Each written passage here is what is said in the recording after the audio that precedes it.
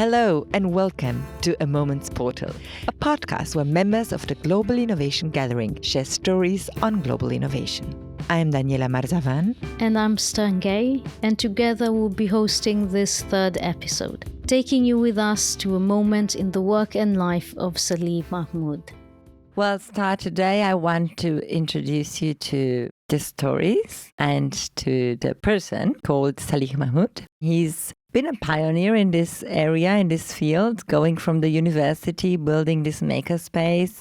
During the pandemic, I know he has helped a lot to build physical products that were needed by hospitals, getting the visibility and appreciation that the makerspace actually deserved for a long time. And right now, Salih is living in Leipzig, doing an MBA, but I will let him introduce himself. Okay. Just a question, Sir. Did you know Salih is part of our network?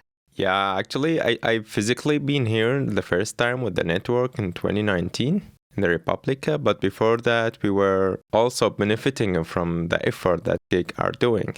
Oh, that I didn't know, because I was not in Republica in 2019. Yeah, actually, it's starting from my study when I joined engineering school in Iraq, and then I feel like, really, this is engineering school? I'm passionate about the technology and what we are doing, just small equations that didn't have application at that time. So let's do something with our hand, with our mind. It's something practical, gather people. And yeah, I started from Electronic Club, where at that time, the open source electronic is just bombing this Arduino and all this rapid sensor prototyping and everything. Yeah, and we have done many sessions. We are at the first year of our study, we helped many students and master students in their prototyping and project graduation and all this stuff. And then we decided, let's have a maker space, physical space. But unfortunately, the city was not stable. Myself and some members left the city for 3 years, and other people stayed in the city at that time. And also they shared the same resources, the electronics and the equipment between them, because the university education has stopped at that time. And yeah, they continue doing some stuff their own without like the university and all this stuff. And also from the another side, we used to do many activities in the alternative side of Mosul University outside the city.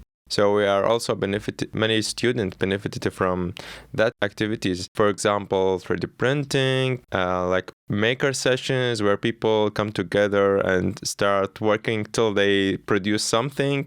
Yeah, and all this stuff. Also, we start promoting at that time technology used and entrepreneurship as a mindset for people, because that mindset Iraq is a need for it. Most of students and young people in Iraq think about government job, because this is based on the historical event that usually people graduated from university and then went to government job. But now with the current economy situation, it's not possible for government to hire all people.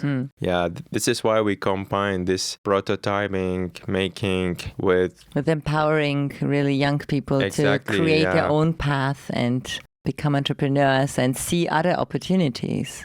Exactly, yeah, that's what we are trying to do, to promote, develop the capacity, develop the making, like people doing prototyping and like innovative product, and then try to they can use all this stuff in developing their business. Great, thank you so much. We will put the link, of course, below the podcast so everyone can look up your amazing work. Now, let's get to the Moments Portal.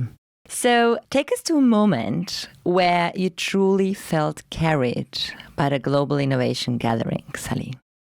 I will start from the challenge that makerspace are facing in maybe not just in Iraq, in many other countries. That in Iraq, the government system didn't have subsidies to support makerspaces. So basically you can depend on yourself, on maybe support of knowledge with other makerspaces network like GIG, also like development agencies. But most of the development agencies, we try to work with them, are really, they don't know what is makerspace.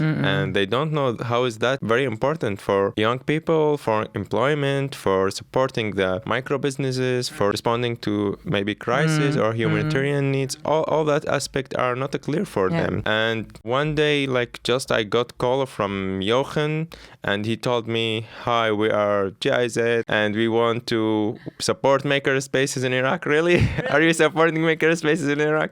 Yeah, and then I realized that is part of the new policy of GIZ to support makerspaces in Iraq, and it came because of all effort that GIG are doing in Republica, and their gathering, in their influencing and putting awareness to all these, let's say, kind of policy governmental institute to realize the importance of maker spaces and how they can fit with the development scenario for such countries. And then we have a contract with GIG to implement this program really in Iraq. So we involve them in many administrative stuff just to make it easy for us to complete this partnership and implement different programs for young people in Iraq. I think that's fantastic that you feel like you can have this support through GIG.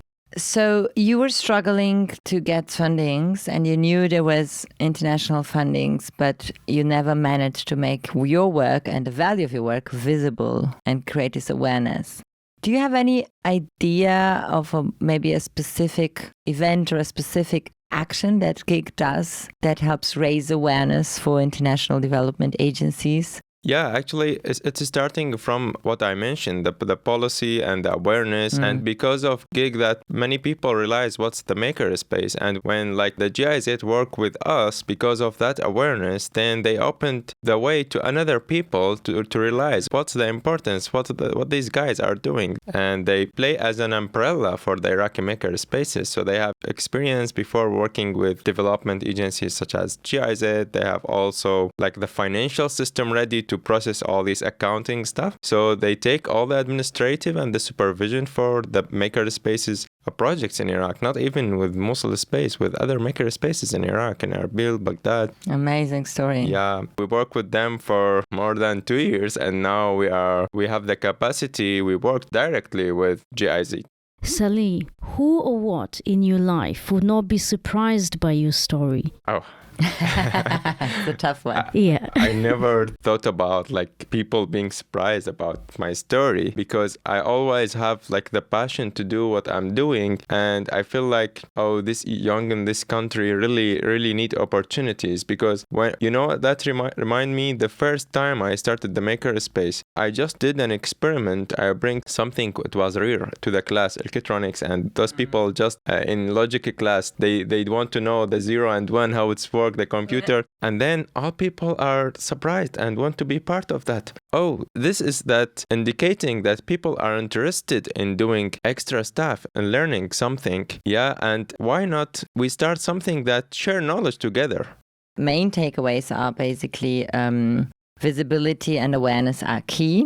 The second takeaway is that makerspaces can help create new opportunities and new jobs, especially for young people in Iraq and probably in other similar places, countries. So in a way, you find your way around a very established system through GIG. So take us to a moment where it was obvious to you that innovation can be made in Iraq.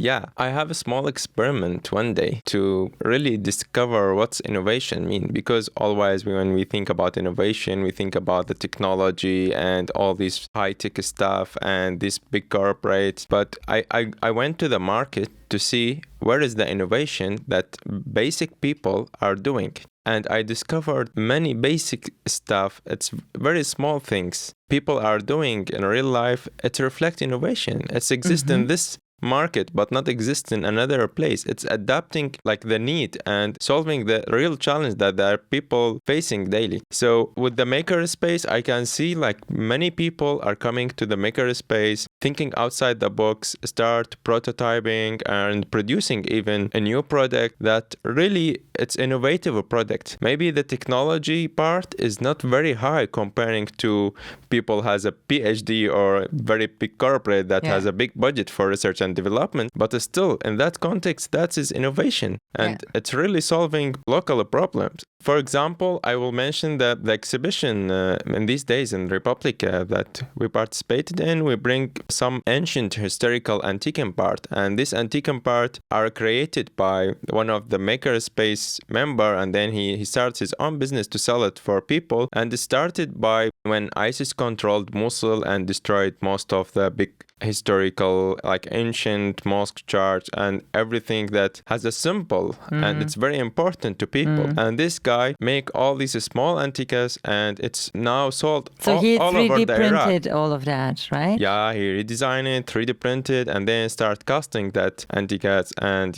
sell it even in airports. People from inside and outside Iraq buy it, as a symbol for Iraq.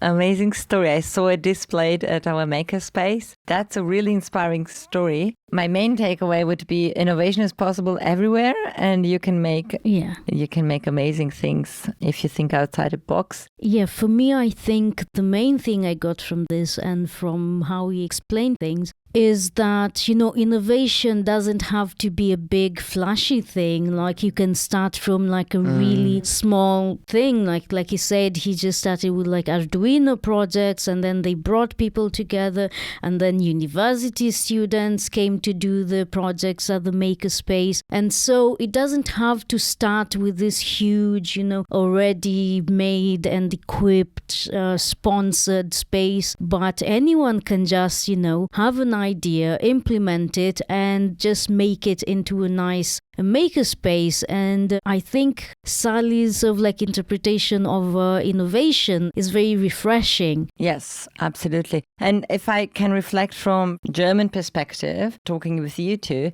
I know that many corporations, many governments, many universities even start with the money first. So they start with big budgets, buying the most amazing machines. And many times these machines are just closed behind the door and no one knows how to use them. No one has the skills to use them or the key to that room. And it's really, I think it's a very, very good and refreshing way to look at the grassroots movements, to look at true innovations that have nothing to do with blinky, high-end hardware, but actually with a true need. Like in your case. And I have to ask you the same question that Star asked you about this story of the 3D printed monuments and symbolic sites. Who or what in your life would not be surprised about this story? Yeah, I can see that most of people that I know are buying this stuff from the shops will be surprised. Like, really? We just lost that symbol and now I can buy it and take it to my house. Yeah, that's really. And the fast response, how is that fast? Like people are still emotionally affected by all these accidents, and then they can see in the shops, that's emotion is not dead. I can still connect it to that part. It's mean for me something big, and can take it to home. Actually, I have a network in Iraq, let's say like the people, very supportive people, and myself and them, they are not surprised of all achievement that we are doing in different aspects, not just in this project or in the makerspace. Those network of young people are leading amazing initiatives in supporting like technology, makerspaces, entrepreneurship, innovation, and also we are trying to make alliance between our initiatives to find something that can put a pressure on the government to support this innovative movement in Iraq. So I really expecting more and more from those people.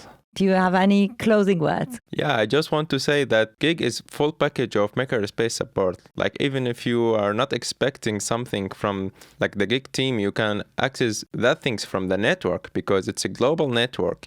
You can expect to find something about the networking with people, access to knowledge, access to organization, funding, partnership, and also access to experience because there is many similar contexts that Gig network are working in.